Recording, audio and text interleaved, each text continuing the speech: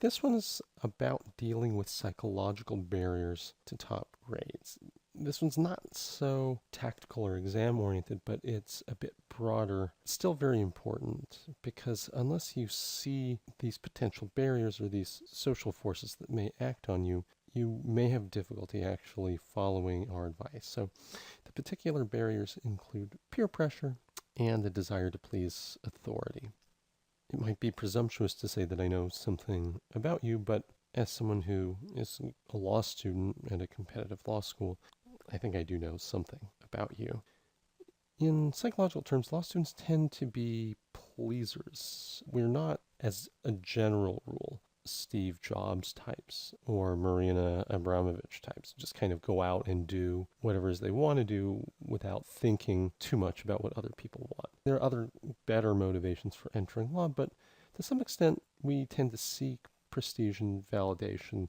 Law is a relatively snobby profession where credentials matter a ton. It's not like art or business or maybe even literature where there are credentials, but what matters in the end is the product. Sometimes it's kind of hard to tell when a lawyer is good in the same way that a good business makes tons of money or good literature speaks for itself. So a lot of us are immigrants and want to please our parents, but I've also noticed a lot of elite law students are children of people who have money and they want to enter something that's considered prestigious and important. And, this can even be true for those of you who aren't in it for the money. You want to be recognized for doing something meaningful or important in government or in public interest.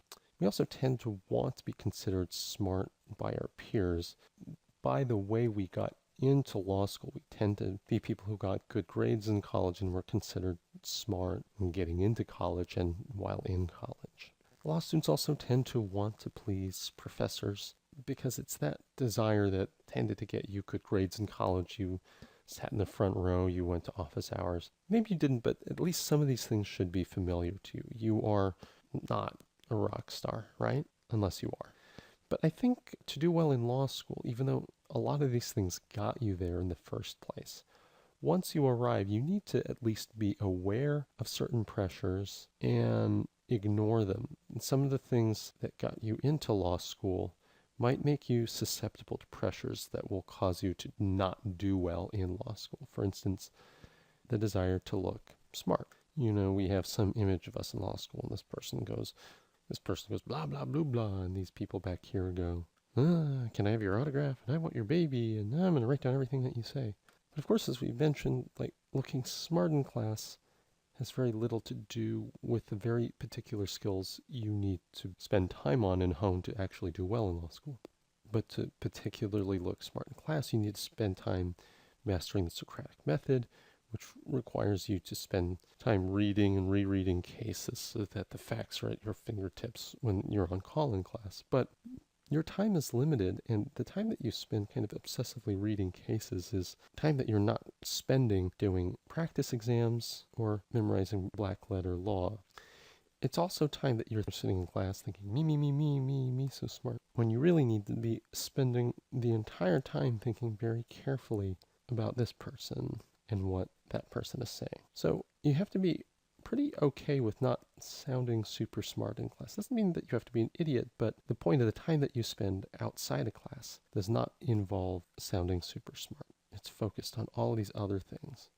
Similarly, you need to not be too concerned about doing what your professor tells you to do or impressing the professor during the course of class.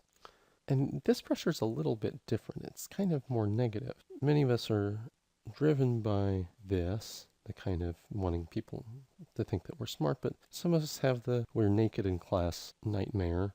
A lot of us are also motivated by trying to avoid this. This is you, and you look kind of sad, and here's your professor, and look at how angry your professor is. Look at the bow tie, and he's like, oh, are you dumb, dummy? Did you not do the reading? Are you stupid? So even if this happens, ultimately it doesn't mean anything. Very few professors, unless you never come to class, will actually dock your grade because of something that you do in class, even if you look dumb. The other thing is, I've noticed that professors tend to use this kind of pressure on students who appear not to do the reading because professors have feelings as well, and they tend to react when students don't show up to class prepared. You have to remember that the professor's on a stage and they have some ego, as any of us would, wrapped up into teaching a class. So when people show up not having done anything, it makes them feel sad, but they wouldn't say that since they're authority figures. It makes them feel powerless. They can't make their students do anything, and so this gets expressed as anger to kind of prevent that from happening. It's not personal, so don't worry about it. So the other thing is there are all these things that professors tell you to do or not to do, even when they can't actually observe you. And yet I just don't understand why people actually believe the professor when they say don't buy commercial outlines or don't read canned case briefs because it's bad for you. How does the professor actually know that? They don't. They have no means of verifying who's purchased commercial outlines and who's still done well in class. So, unless this is the case and your professor will actually dock your grade for things that he can't even see that you're doing, you should do whatever you need to prepare correctly. Our approach is really just about spending your time on the right things. And it's possible that you might still look smart in class since you've been actually studying the law itself. You're not confused about what the law actually says or stuck in the weeds of some case. And if it's important to you to be thought of as smart by other students and the professor, it's not really the point. You just want to get to where you want to go. Just stop taking an immediate gratification approach to pleasing people. If you really ultimately need to think about this in terms of pleasing people, then think to yourself that the best way to do that is the way that's important. The thing that other students can't do and the thing that'll really make the professor like you is to get the A.